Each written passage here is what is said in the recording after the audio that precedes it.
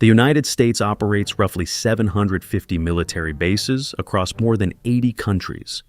At any given moment, around 170,000 American troops are stationed outside U.S. territory, a force larger than the entire military of most nations on Earth.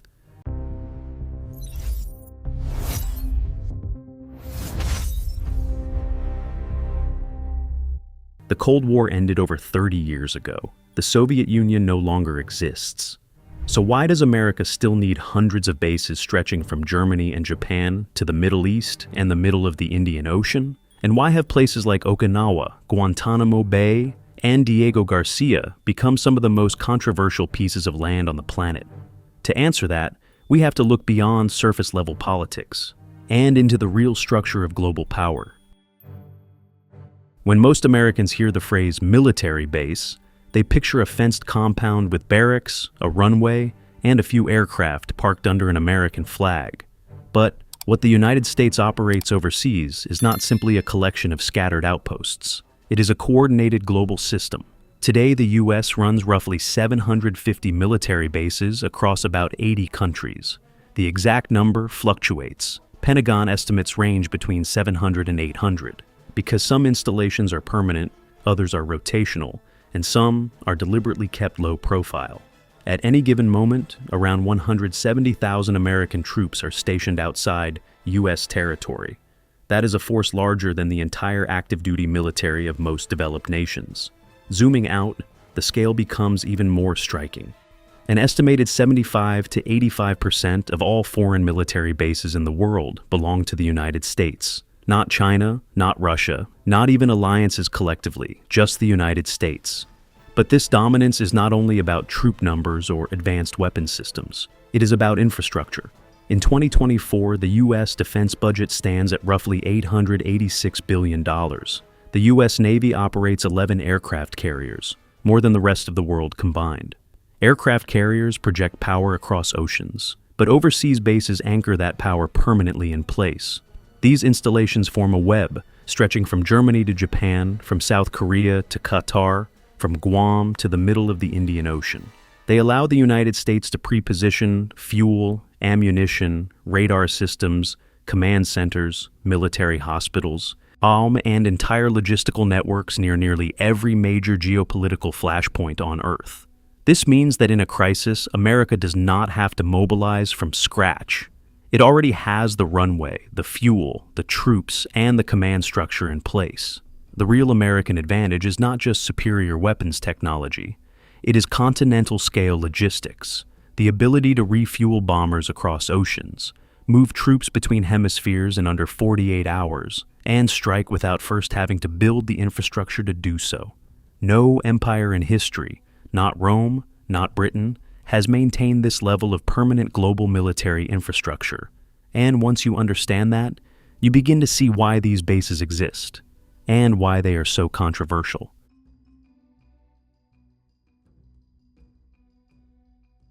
If scale explains how large America's network is, logistics explains why it still exists in 2025. Overseas bases are not about symbolism, they are about speed. In modern warfare, response time determines leverage. The force that can move first and sustain operations shapes the outcome before an opponent can adapt. Overseas bases compress time. In 1986, US F-111 fighters launched from RAF Lakenheath in the UK flew a 14-hour combat mission to strike Libya. The mission required multiple aerial refuelings and coordination with naval forces. It worked because the infrastructure was already in place.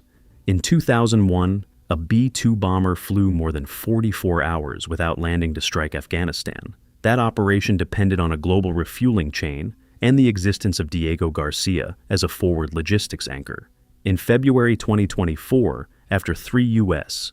and soldiers were killed in Jordan, B-1 bombers flew from Texas and struck over 85 Iran-linked targets in Iraq and Syria. Tankers staged from European bases supported the mission, while command coordination ran through Ramstein in Germany and Al Udeid in Qatar. As of 2025, roughly 100,000 U.S. troops remain stationed in Europe following Russia's invasion of Ukraine. Germany hosts about 35,000 to 40,000 personnel, with Ramstein serving as a central logistics hub for NATO coordination.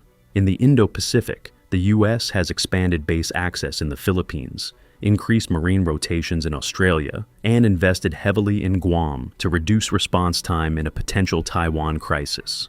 Without these bases, everything slows down. Aircraft must fly from the continental United States alone. Refueling demands multiply. Sortie rates decline. Own sustainment becomes fragile. Hours become days. Days become weeks. And in a high-intensity conflict, especially against a near peer like China, weeks can determine control of airspace and sea lanes. These bases do not exist because America prefers global visibility. They exist because they turn distance into manageable time and logistics into deterrence. Dismantling them would not be symbolic. It would be a structural decision about whether the United States still intends to operate as a global military power.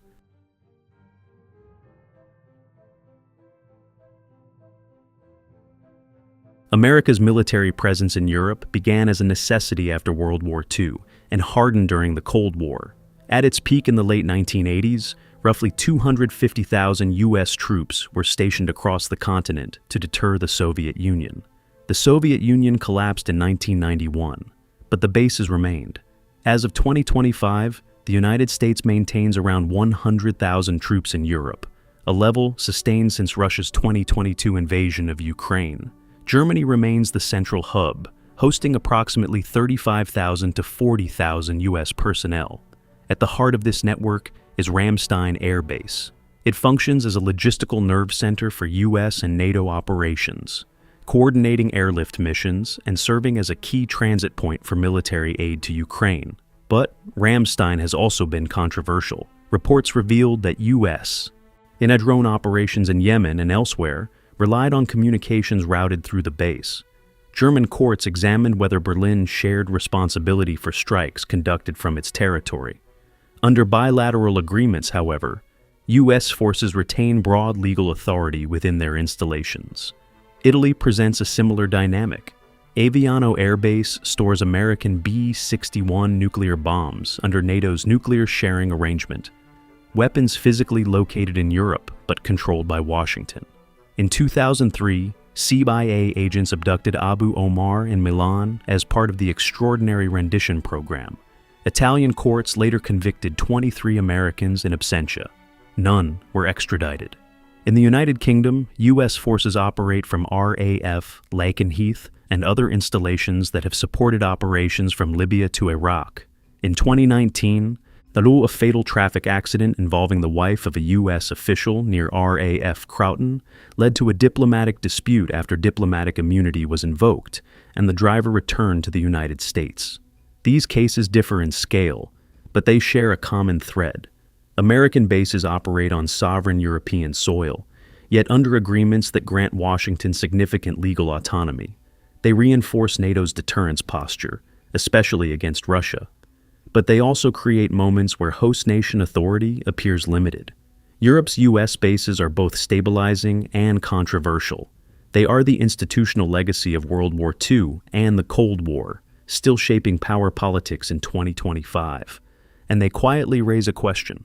How much sovereignty are allies willing to trade for security? East Asia is where America's forward presence shifts from legacy to necessity. Here, distance equals deterrence. North Korea's artillery can reach Seoul within minutes, and China's expanding navy operates daily near Taiwan. In this environment, U.S. bases are designed to eliminate delay.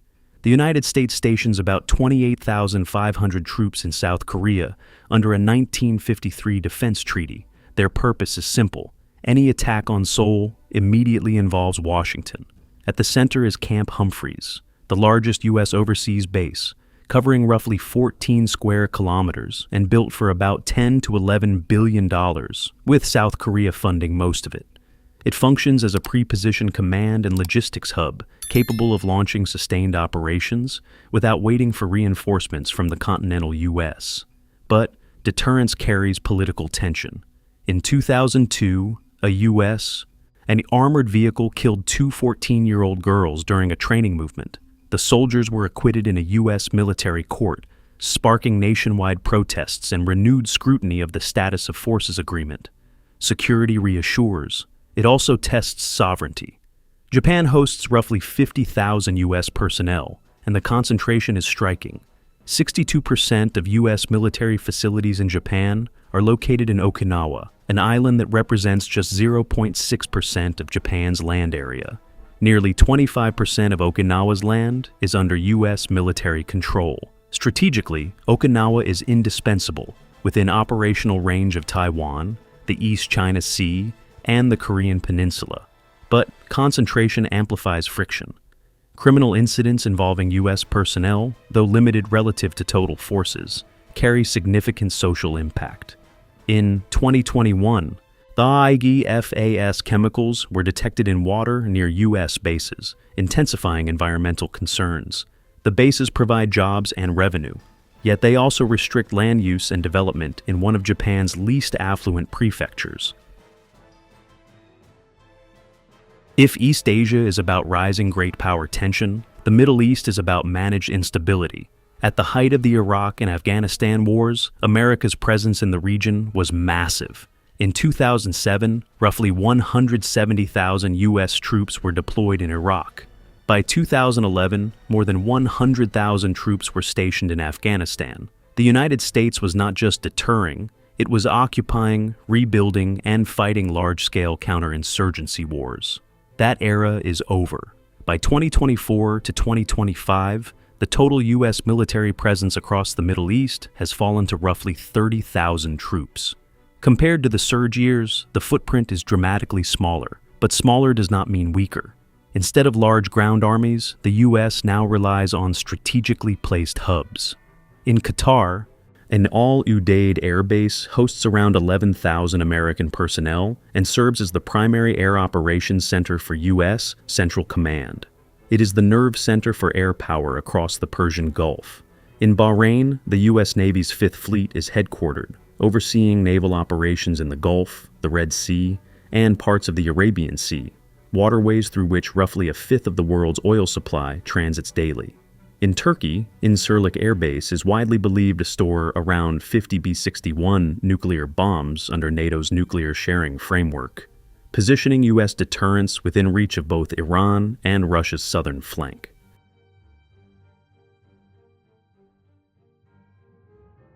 Unlike most American overseas bases, the U.S. presence in Syria does not rest on a formal agreement with the host government. As of 2024 to 2025, roughly 900 U.S. troops remain deployed in northeastern and southeastern Syria.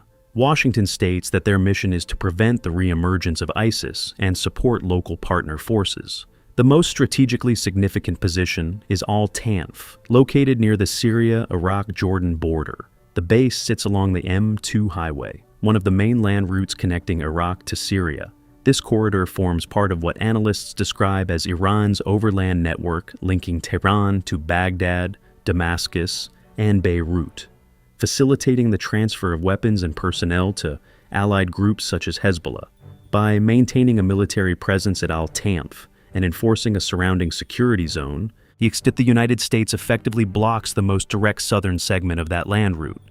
The deployment is small in troop numbers, but it alters regional logistics. It complicates Iran's ability to move material across contiguous territory and reinforces U.S. efforts to constrain Tehran's regional reach. The legal basis is contested. The Syrian government has not granted permission for U.S. forces to operate on its soil and has characterized the deployment as a violation of sovereignty.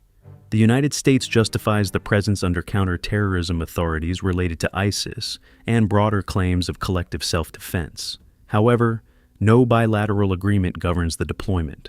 This makes Syria distinct within America's global base network. The presence is not anchored in alliance structures or treaty frameworks. It is a unilateral positioning designed to shape regional balance, strategically coherent but legally controversial. Guantanamo Bay is a military base shaped as much by legal design as by geography. The United States has leased it from Cuba since 1903, retaining complete jurisdiction and control while Cuba formally holds sovereignty. Washington sends an annual payment of $4,500, which Havana has long refused to accept. After 9/11, the base was transformed into a detention facility for foreign nationals captured in counterterrorism operations. In total, 780 detainees were held there. Only 16 were ever formally charged through military commissions. And as of 2025, several remain in custody more than 2 decades after their capture. The legal structure was deliberate. Because Guantanamo is not sovereign U.S. territory, the government initially argued that constitutional protections such as habeas corpus did not apply. At the same time, detainees were labeled unlawful enemy combatants, a category designed to avoid full prisoner of war status under the Geneva Conventions. The goal was to create a detention framework outside ordinary federal courts and traditional wartime rules. Subsequent Supreme Court decisions force limited judicial review, but the core architecture remains intact. A detention system operating in a jurisdiction chosen for its ambiguity. Guantanamo persists because it serves a strategic function. It separates national security detention from domestic criminal law and embeds that separation in geography. In doing so, it has become the clearest example of how legal boundaries themselves can be engineered as instruments of power. Diego Garcia is not large. It covers just 33 square kilometers in the middle of the Indian Ocean, but its location makes it strategically enormous. Positioned near the center of the Indian Ocean and about 2,200 kilometers from the Strait of Malacca, it sits close to one of the world's most critical energy corridors, the route through which much of China's imported oil and a significant share of global trade flows. From this point, U.S. forces can reach East Africa, the Persian Gulf, and large parts of South and Southeast Asia without relying on continental bases. The island hosts rotating deployments of B-52, B-1, and B-2 strategic bombers, all nuclear capable. It also maintains pre-positioned equipment and supply ships capable of sustaining up to 16,000 Marines for roughly 30 days without outside resupply. In military terms, Diego Garcia is a secure, long-range launch platform, distant from most missile threats, yet within operational range of multiple theaters. But its foundation is politically fragile. In the late 1960s and early 1970s, approximately 2,000 Chagossians were forcibly removed by the United Kingdom to make way for the base. In 2019, the International Court of Justice ruled that the UK had unlawfully separated the Chagos Islands from Mauritius during decolonization and should end its administration. The UN General Assembly supported that finding. The UK has not transferred control. In 2023, Human Rights Watch stated that the expulsion could constitute a crime against humanity. There is also the nuclear dimension. Mauritius is part of Africa's Treaty of Pelindaba, a nuclear weapon-free zone. If sovereignty were returned, confirmed storage of U.S. nuclear weapons on Diego Garcia would raise direct treaty conflicts. Diego Garcia therefore sits at the intersection of Indo-Pacific strategy, international law, colonial history, and nuclear deterrence. For Washington, it is a logistical cornerstone.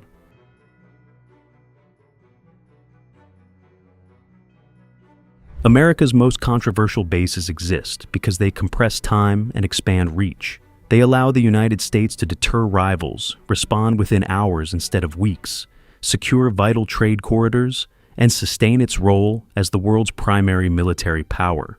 Without this network, American force projection would slow dramatically. Influence would contract to what could be launched from its own territory. But the trade-offs are real. Host nations accept limits on sovereignty. Legal gray zones persist. Ethical and historical disputes, from detention policy to colonial displacement, remain unresolved. So the core question is not whether these bases are controversial. It's whether global power can exist without friction. If the U.S. dismantled this system, would it still shape world events at the same scale? And if it keeps it, is it willing to accept the contradictions that come with it? That tension between strategic necessity and political cost is the real answer to why America's most controversial military bases exist.